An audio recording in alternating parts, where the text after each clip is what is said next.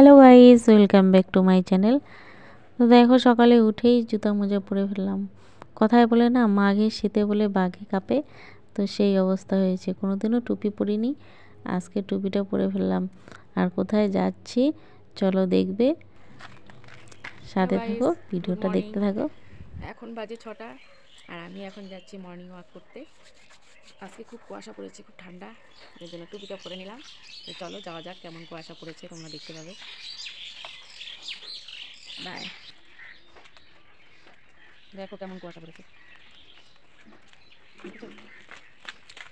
চলো যাওয়া যাক। এই মা, এত কুয়াশা, রাস্তা দেখাই যাচ্ছে না, কীভাবে যাবো? চলো দেখবে, বাঁধে এসেছি নদীতে, এত কুয়াশা কিচ্ছু দেখা যাচ্ছে না। তো দেখো কি পরিমাণে কুয়াশা পড়েছে। আমাদের বাড়ির পাশেই কিন্তু নদী। তোমাদের কার কার বাড়ির পাশে নদী আছে প্লিজ কমেন্টে বলো। এই দেখো, আমাদের বাড়ির পাশেই নদী। আর দেখো, নদীর পাড়ে চলে এলাম। এত কুয়াশা, মানে নদী দেখা যাচ্ছে না। দেখতে পাচ্ছ, নদীর জল দেখা যাচ্ছে না কিন্তু। তো যাই হোক, এখানে এসে দুই একটা ছবি তুললাম। মেয়েকে নিয়ে এসেছি, বড় মেয়েকে। মানে একা একা একা একা এত কুয়াশার মধ্যে মানে যেতে ভয় লাগছে। আর আমি তো প্রায় মর্নিং ওয়াক করতে যাই। তো আজকে মর্নিং ওয়াক করতে এত কুয়াশার মধ্যেও চলে এলাম, কারণ একটু দরকার ছিল। দিদির বাড়িতে যাব, সেখান থেকে হ্যালো একটু বন্ধুরা, গোবর নিয়ে দেখো আসবো। কিরকম কুয়াশা পড়েছে, মনে হচ্ছে যার কাশ্মীর, জন্য আরও দার্জিলিং এত কুয়াশার মধ্যেও বরফের চলে জায়গায় গেলাম। চলে এসেছি, এত ঠান্ডা। ভেবেছিলাম যাব না, তবু হ্যালো বন্ধুরা, এত চলে কুয়াশার এলাম। মধ্যে মর্নিং তো ওয়াক চলো করতে বেরিয়েছি। যাওয়া যাক। দেখো এত ঠান্ডা, এত কুয়াশা, কি মনে হচ্ছে তোমাদের বলো? মনে হচ্ছে না কাশ্মীর চলে এসেছি? কিচ্ছু দেখা যায় না, সামনের রাস্তাগুলো কিচ্ছু দেখা যাচ্ছে না। দেখেছো, দুষ্টু মিষ্টু ঘরে ঘুমিয়ে আছে, আর আমি এসে পড়লাম মর্নিং ওয়াক করতে। তো চলো যাওয়া যাক।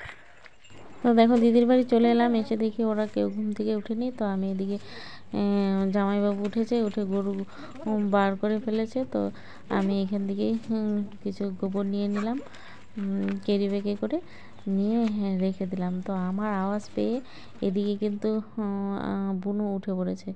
উঠে দেখো কিভাবে দৌড়ে আসছে, আমার সাথে যাবে। তো আমি যদিও যাই, মানে চুপচুপ করে যাই, মানে এত সকাল সকাল গেলে বুনুর ঘুম ভেঙে যায় আমার শব্দ পেয়েই। যার জন্য আমি কোনো দিন যদি যাই তাহলে চুপে চুপে মানে চলে আসি, আওয়াজ করি না। তো আজকে তো আমার শব্দ পেয়ে বুনু উঠে পড়েছে। তো বুনুও চলে এলো আমার সাথে হাঁটতে। আর দিদিও এসেছে, দেখো দিদি বুনু। তো কিছু দূর হাঁটার পর তো দিদি চলে গেল বুনুকে নিয়ে। আর আমি চলে এলাম বাড়িতে। এসে দেখি বাবা আমার বর মশাই উঠান ঝাড়ছে, ঠাকুর ঘরের সামনাটা ঝাড়ু দিচ্ছে। ও প্রায়ই ঝাড়ু দেয় উঠানটা।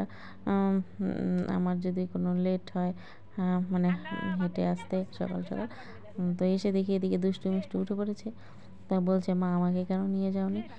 তো আমি বললাম চলো দেখে আসবে বান্ধে কীরকম ঠান্ডা, যার জন্য তোমাদের ডাকিনি।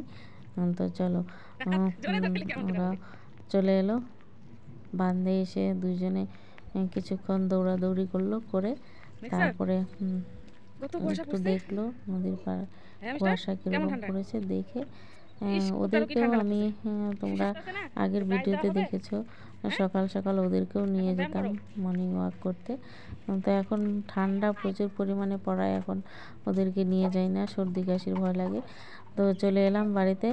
এসে এখন বাড়িতে অনেক কাজ সকাল সকাল।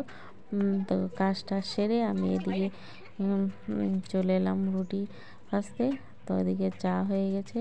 তো আমি তো চা, আমার চায়ে মিষ্টি সুগার ফ্রি দিল। তো আমি বললাম মিষ্টি হয়নি। তো আবার দৌড়ে আনতে চলে গেল। এদিকে এত ঠান্ডার মধ্যে ঘুরে এসে কাজটা সেরে এদিকে রুটি আমার হয়ে গেছে, চাও হয়ে গেছে। এখন বসে বসে চা রুটি খাবো। আর দুষ্টু মিষ্টিকেও বলছি এখানে চলে এসো, এখানেই বসে বসে খাও। তো মিষ্টি বলছে, মা আমি রুটি ভাজবো। আমি না, তুমি পারবে না রুটি ভাজতে। তো বন্ধুরা, ভিডিওটা এখানেই শেষ করছি। আর তোমাদের সাথে শেয়ার করতে পারছি না, কেননা অনেক কাজ, সেগুলো আজকে আর তোমাদের সাথে শেয়ার করা হলো না। তো ভিডিওটা ভালো লাগলে লাইক কমেন্ট করো। আর তোমাদের এদিকে কীরকম ঠান্ডা পড়েছে অবশ্যই জানাবে। তো টাটা, বাই বাই, দেখা হবে নেক্সট কোনো ব্লগে।